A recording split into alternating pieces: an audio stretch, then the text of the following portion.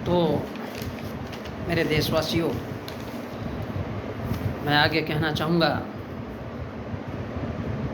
कि डॉक्टर अम्बेडकर ने क्यों कहा था कि तुम्हें हुक्मरान बनना है।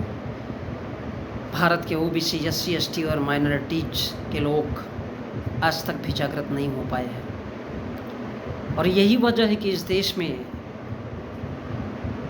ईरानी ब्राह्मणों, बनिया और ठाकुरों का इस देश में हुकूमत चलती है। ये बात कैसे बर्दाश्त की जा सकती है कि चंद मुट्ठी भर आए हुए लोग इस देश के हुक्मरान हो, और वो हमेशा ही इस देश में उनकी यानी ब्राह्मणों की हुकूमत चले।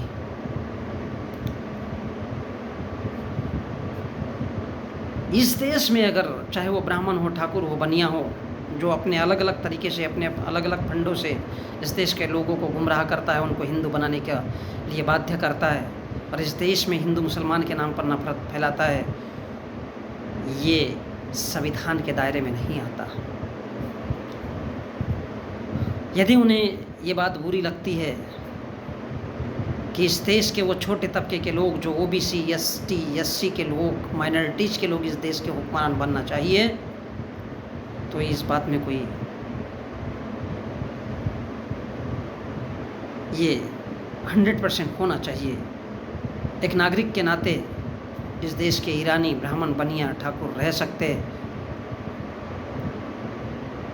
लेकिन उनकी हुकूमत हमेशा के लिए यहाँ पर चलेगी, ये नहीं होना चाहिए।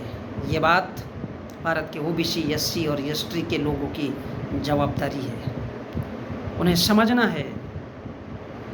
तो वो अपने अपने आंकड़ों का आकलन कर सकते हैं कि इस देश ने जो उन्हें आरक्षण दिया, उस आरक्षण का फ़ायदा उन लोगों ने अभी तक कितना उठाया है, कितने ओबीसी के इस देश में कलेक्टर हैं।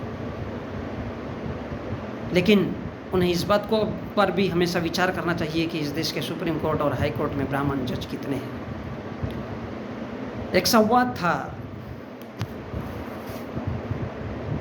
डॉक्टर अम्बेडकर ने जब ये कहा था कि इस देश की शासनकर्ता जमात बनना है, तो इसके लिए सबसे पहले इस देश के ओबीसी कभी भी डॉक्टर अम्बेडकर से नहीं जुड़े थे, वो कभी भी उनके साथ खड़े नहीं होना चाहते थे।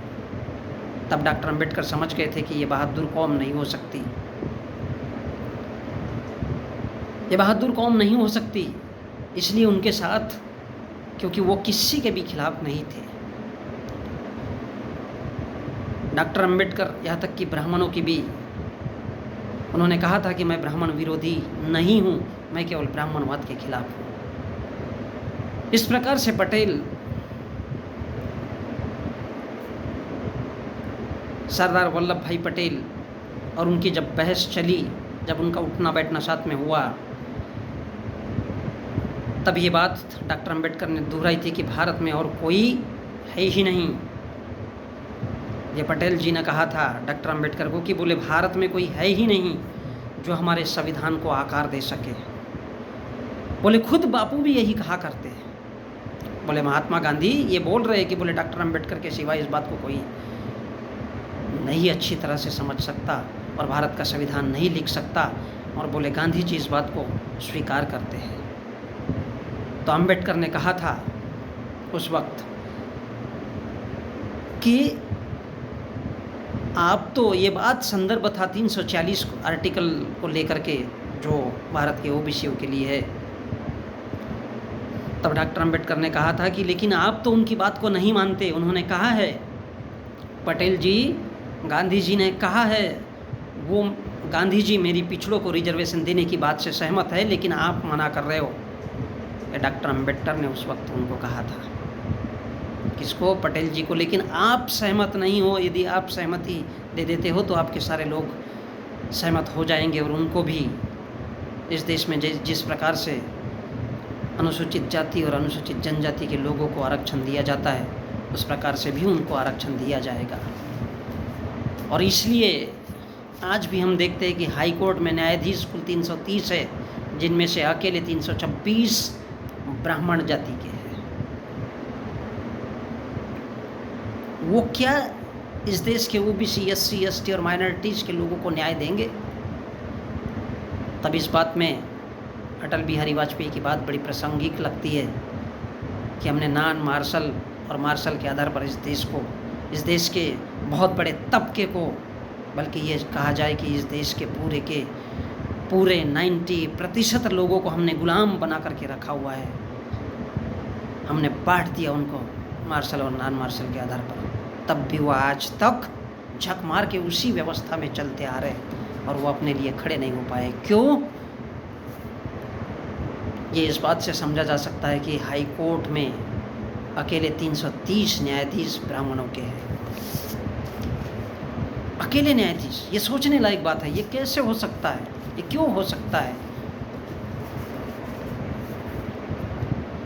और इसलिए उनको पता है कि इस देश के हाई कोर्ट में जब इस देश के लोग नहीं पहुंच पाए, इस देश के कलेक्टर नहीं बन पाए, इस देश के ओबीसी और SC ST के लोग तरीके से, तो क्यों ना इस देश में ब्राह्मणों की हुकूमत चलेगी? क्यों ना उनके संगठन इस देश के लोगों को गुमराह करेंगे?